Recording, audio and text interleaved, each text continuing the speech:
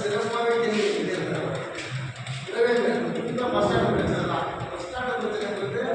யாரோ ஒரு தனிப்பட்ட கடவுள் வாழ்ற நம்ம விட்டு பார்த்த அனைவருடைய ஒரு பிரச்சனை இதுக்கோசரம்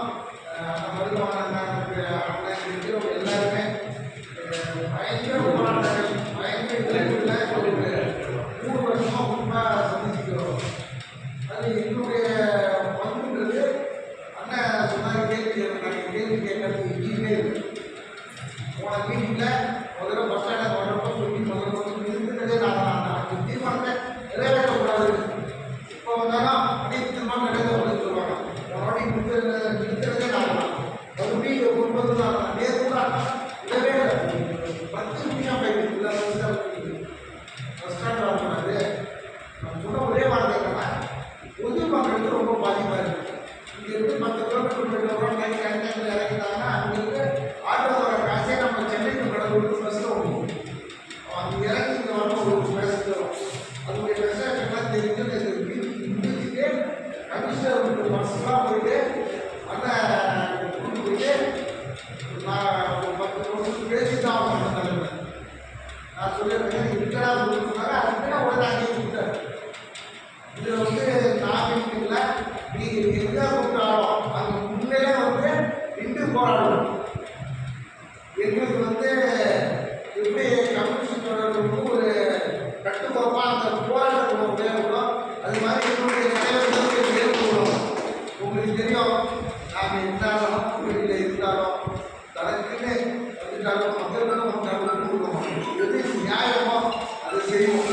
கூட்டணி இருந்தாலும் கூட்டணியில் நம்ம பேர் எங்களுடைய மக்களுடைய கொள்கை பேர் மக்களுடைய ஆசாபாசம் பேர் மக்களுடைய நல்வழிப்படுத்தி தான் இருக்கிற எல்லா கட்சியுமே இருக்கிற எல்லா கட்சியும் விடுதலை சக்திகளாக இருக்கட்டும் கம்யூனிஸ்டுகளாக இருக்கட்டும் எல்லாமே போராட்ட குளத்தில் வந்த கட்சிகள் தான். யாரோ ஒரு கட்சி யாரோ போன கட்சிகள் எல்லாருமே உருவாகி ஊருக்கு தலைவர் உருவாகி இந்த மண்ணில் குறிப்பாக கடவுள் மண்ணில் நம்ம செம்மண் மண்ணில் போராட்ட குளத்துக்கு சுமைக்கிற தலைவர் எல்லாமே கடவுள் பண்ணுறோம்.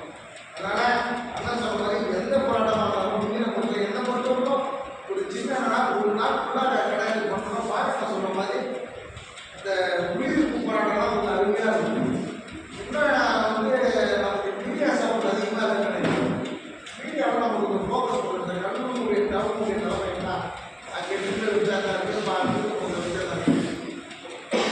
அது இருக்கிற தெளிவாக கூடி நீங்கள் எந்த முன்னேற்றம் அனைத்து அதுக்கு எங்களுடைய இலக்கு ஏற்பட்ட சட்டமன்ற ஆட்சியுடன் எங்கள் கட்சி பெரும்பான்மையாக கலந்துக்கிட்டு என்ன நம்ம பஸ் ஸ்டாண்டுக்கு தேவையோ மற்ற வழி விஷயம் சொன்னாங்க.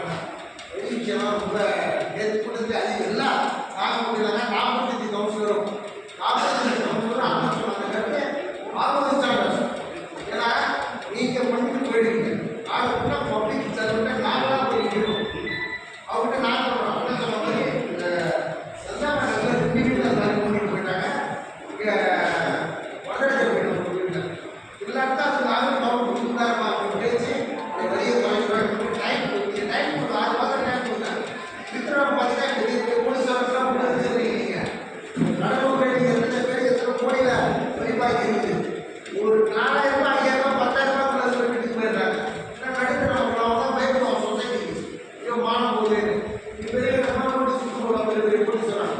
அதான் கற்றுக்கணும் போலீஸர் எவ்வளோ வாங்கி வச்சுக்கணும் எல்லாம் இருக்கு. நீங்கள் முதல்ல கடந்த தேர்தலுக்கு முன்னாடி அந்த 6 வருஷம் நகராட்சி அலுவலகம் செயல்படாத சொல்லி யார் யாரும் காசு செஞ்சுருந்தாங்களோ அந்த லிஸ்ட்டே இருக்காங்க. நகராட்சி அங்கே போயிட்டு காசு வாங்கிட்டு அப்புறம் கட்டுன்னு சொல்லிட்டு வந்தாங்க. அந்த லிஸ்ட்டு அவங்க கேளுங்க. பப்ளிக்கில் பொதுமக்கள்கிட்ட 2000 3000 லிஸ்ட்டை போடாதீங்க. டைம் கொடுங்க. 3 மாதத்துக்கு 3 மாதத்துக்கு சொல்லியிருக்கோம். அது அண்ணன் சொன்னதுக்கு நேற்று நாங்கள் பண்ணியிருக்கோம். அந்த பிரச்சனை வரி பிரச்சனை இருக்காது. பஸ் ஸ்டாண்டு பிரச்சனைக்கு அனைத்து பிரச்சனைக்கு எல்லாம் முன்னெடுக்கணும். அதுக்கு முன்னுரையாக எங்கும் தமிழக வழக்கு இளவுகளுக்கு நிறுவனம் நாங்கள் இம்பார்ட் பண்ணிட்டு பேச வாய்ப்பு அனைத்து நிறுவனங்களுக்கு நன்றி.